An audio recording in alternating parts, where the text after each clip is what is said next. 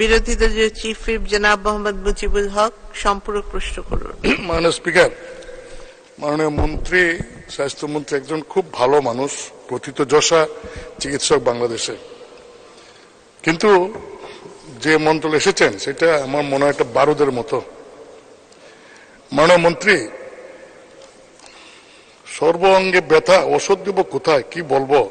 আপনার মন্ত্রণালয়ে একজন ড্রাইভার 100 কোটি টাকা মালিক হয়ে যায়, একজন অ্যাকাউন্টস অ্যাসিস্ট্যান্ট ওয়াইফ সহ 300 কোটি টাকা মালিক হয়ে যায়, অস্ট্রেলিয়া টাকা পাচার করেছে এবং দুদকে এটা প্রমাণও হয়েছে। আপনি একটা উদ্যোগ নিয়েছেন যে এই ঢাকা শহর সহ সারা বাংলাদেশে বেআইনি যে ক্লিনিক হাসপাতাল সেগুলি উচ্ছেদে পারবেন কিনা জানি না, তবে পারা দরকার। আপনার এই অভিযানটা আপোষহীন ভাবে আপনি শেষ পর্যন্ত সমাধান করার মতো আপনার সেই সাহস, ইচ্ছা আছে কিনা, করবেন কিনা।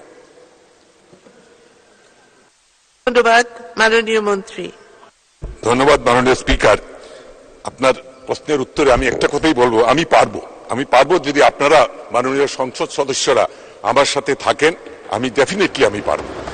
এবং আপনার মাধ্যমে এটুকু বলতে চাই, আপনাদের কাছে আমার সবিনয় অনুরোধ, আপনারা প্রত্যেকের এলাকায় যে সমস্ত ক্লিনিক, ডায়াগনস্টিক সেন্টার থাকে আপনারা ভিজিট করুন, ভিজিট করে দেখুন যে তাদের সেই যা যা সুবিধা সেগুলো আছে কিনা, লাইসেন্স আছে কিনা। আমি একটা কথা স্পষ্ট সবসময় বলি, মানুষের জীবন কিন্তু একটা।